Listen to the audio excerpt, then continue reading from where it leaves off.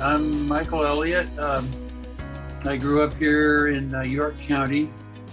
Well, Tai Chi starts with the feet. Uh, there's a metaphor called the two bubbling wells, one in each foot, and it's simply a matter of finding your your root, as they say in the Tai Chi practice, and then if there's any defect in the form, you go immediately to the legs and the waist.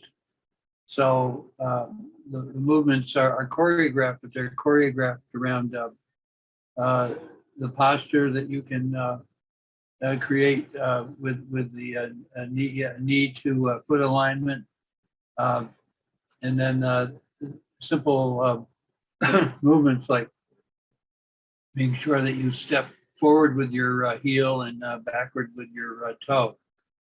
So that's kind of the basic idea. The upper torso has different expressions of energy, let's say.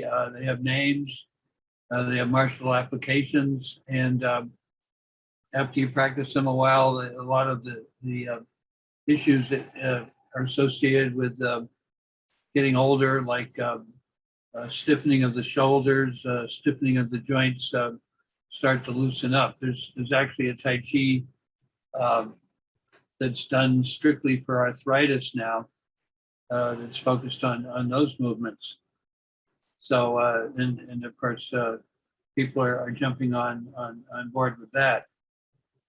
The fall risk, of course, is associated with fear, and the fear is a mental state. So one thing that Tai Chi does fairly quickly is allow people a fourfold approach to how they process their emotions. The Chinese word is song, S-O-N-G, and song has to do with being relaxed. It used to translate just as relaxed, but it's a lot more than that. And loose, connected, and then full, so that there's a sense of fullness in whatever you're doing. It's not, there's no sense of lack as far as am I going to make a mistake, or am I going to move forward without any confidence? And once you overcome that fear through the practice of Tai Chi, a lot of other health components start to operate in your body. Now, the CDC, the Center for Disease Control, got a hold of a lot of this information about Tai Chi that it would be a very excellent way of preventing falls because of the footwork and the discipline. So if after about I think 10 years it got outsourced through the Oregon Institute as a research institute, and someone named Fuzan Lee took all that information and created an 8 posture form. So the Tai Chi that I teach to seniors is that it's known as Tai Chi moving for better balance. And I do that at South Portland Rec, and I'll do it on a private basis if people really feel they want to take lessons. I do it on Zoom for a therapy place in Connecticut. So I'm expanding the scope of what I do.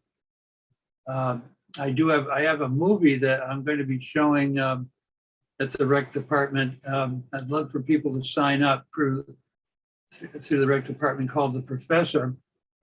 And I have it right here on the shelf. And The Professor was the guy who brought it in the 60s. This is the form I learned. Probably can't really see it easily. And it's subtitled Tai Chi's Journey to the West. And that's where I come. That's where I received all the Tai Chi that I do now. And it's about Cheng Man-Ch'ing, who was what they called a master of the five excellencies. And Tai Chi was the fifth excellency after Chinese medicine, calligraphy, poetry, what am I forgetting? Painting.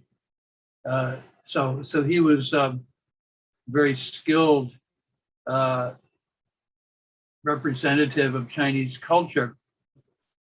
And I highly encourage people to come see that movie called The Professor. Look for that in the bulletin there.